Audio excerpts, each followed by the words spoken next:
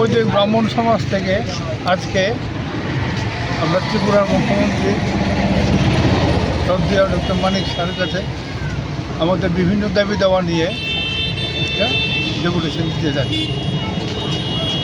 যে দাবি দেওয়ার মধ্যে আপনার প্রথমে হচ্ছে আমাদের এই যে 7 দফা দাবি, এই 7 দফা দাবির মধ্যে প্রথমে হচ্ছে আমাদের যে বৈদিক ব্রাহ্মণ সমাজ ত্রিপুরার যে সংস্কৃতের চ্যাপ্টারটা ত্রিপুরাতে পাই আপনার আগে যে কলেজ ছিল ওই কলেজটাই অবলুপ্ত হয়ে গেছে এবং ক্লাস 6 থেকে যেন আবার পুনরায় মাধ্যমিক স্তর পর্যন্ত আবার উচ্চ মাধ্যমিক স্তর পর্যন্ত যেন আবার সংস্কৃত থেকে রেগুলার করা হয়। সংস্কৃতটা না জানলে আমরা ভারতের ঐতিহ্যকে জানতে পারব না। ভারতের ঐতিহ্যকে জানতে গেলে সংস্কৃত ভাষাটা একান্তই প্রয়োজন। এই যে ধরুন মহাভারত, রামায়ণ যা আছে সব কিন্তু সংস্কৃতে, এবং ব্রাহ্মণরা যে পূজা পাঠ করে এগুলি কিন্তু সব মন্ত্র সংস্কৃতে।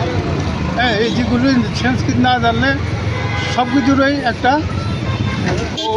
অভাব থাকে।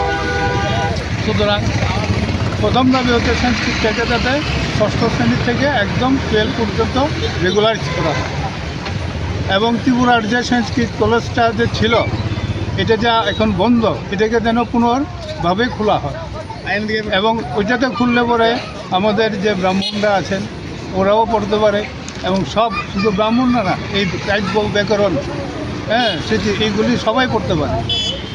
পূজাপালের জন্য পুরোহিতের যে চ্যাপ্টারটা এটা হচ্ছে ব্রাহ্মণরা পড়লো, কিন্তু কাব্য, ব্যাকরণ, স্মৃতি, যেগুলি তারপরে আপনার জ্যোতিষ, এগুলি তো সবাই পড়তে পারে। এই জন্য ওই সংস্কৃত বিদ্যা ভবনটা যাতে আবার খোলা হয়, আবার চালু করা হয় আর কি। এবং দুস্থ আমাদের যে ব্রাহ্মণদের মধ্যে দুস্থ ব্রাহ্মণ আছে, এমন আমি যে ব্রাহ্মণ সমাজে গঠন করার পরে আমি যে সারা ত্রিপুরাতে ঘুরেছি, তখন দেখলাম এমনও দিন যা ব্রাহ্মণরা এক বেলা খেয়ে থাকে, এমনও ব্রাহ্মণ আছে। এবং এইরকম দুস্থ ব্রাহ্মণদের জন্য কিছু যাতে সরকার একটা সাহায্য প্রাপ্ত করেন, এবং ওদের ছেলে মেয়েদের পড়াশোনার জন্য যেন সরকার একটু সহযোগিতা করেন। স্থানে বিভিন্ন মন্দির ভগ্নাবশেষ হয়ে আছে, আমাদের হিন্দু মন্দিরগুলি ভগ্ন অবস্থায় আছে, এবং এগুলি যেন পুনঃসংস্কার করে এখানে যেন ভালো একজন ব্রাহ্মণ পুরোহিত রেখে মন্দিরগুলি যেন পরিচালনা করে।